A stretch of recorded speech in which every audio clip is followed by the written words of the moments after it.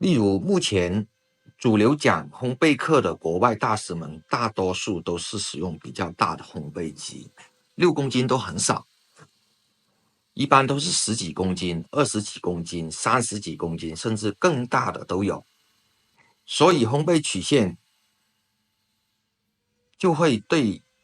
豆子产生的影响比较大，这基本上是100%的有影响。这样烘焙师能去告诉你曲线出现问题的时候，这锅豆子肯定有问题。可想而知，一炉豆子30公斤，烘焙废了需要浪费很多钱。因此，大型烘焙机烘焙师需要更多的是烘焙稳定性。其实小型机器是最不稳定的，数据拿来授课也很难说清楚。小型烘焙机的烘焙参数相对于大型烘焙机来说，它没有可讲性，因此大师们都是拿大型烘焙机参数来授课，所以大型机器的数据来套3到6公斤以下的机器，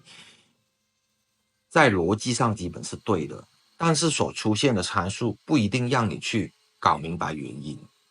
因为小机器本来就是超级不稳定的设备，甭管多贵的机器设备，6公斤以下几乎全都不稳定，也达不到稳定的要求。这就能解释我们使用一堆小型不稳定机器去讨论大型机器的那种稳定的数据，那本身就是参照物不对等，在数据参数上就没有参照性。基本上来说，一般初级烘焙者和中级烘焙者都会受到这种没有可比性的数据所影响。如果能达到高级高阶的烘焙者，就应该能理解到这是一个简单的问题。烘焙知识不应该是太刻板的去看待，要理解咖啡烘焙逻辑上的东西。而且那些真正肯分享的一些大师们，人家不怎么使用小设备，如果让他们说小设备的经验，就没有可讲性了。因为小设备它不稳定，用什么来讲课呢？因此，分享还是需要拿出一些可依据的理论来说。基本讲的都是大型机器的逻辑，大型机器的逻辑是没有问题的，但是换到小型机器来说，其实都是多面性的。这种知识很多时候能让你很好的成长，但是也可能把你困在一个区域里，一直出不来。日常使用的几千块机器、几万块机器，甚至10几万的设备，都不叫工业设备，不具备稳定性。用非稳定性东西去讨论稳定的数据来说，很多现象是不成立的。例如，明明小设备是纸飞机，非得按照工业设备类似火箭的原理来去参照对比，这肯定就会产生无数解决不了的问题。只是也没人去捅破这一层窗户纸罢了。你知道就知道，不知道就不知道。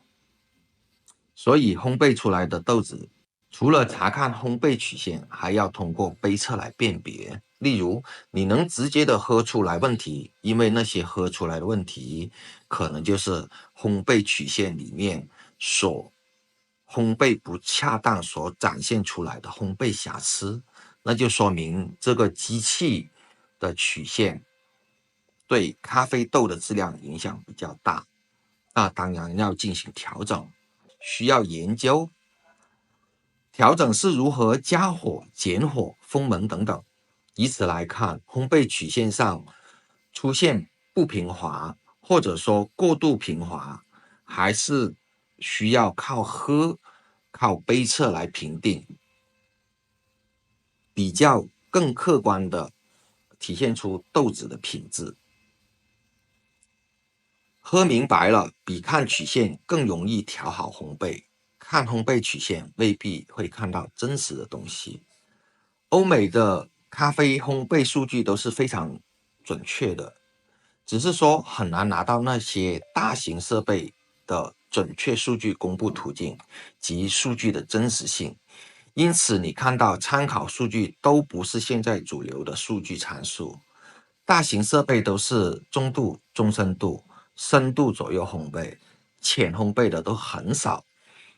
例如 COE 的一些烘焙参数数据还有设置，它是通过收集大数据得出结论的，因为他们用精密仪器获取数据还是非常厉害的，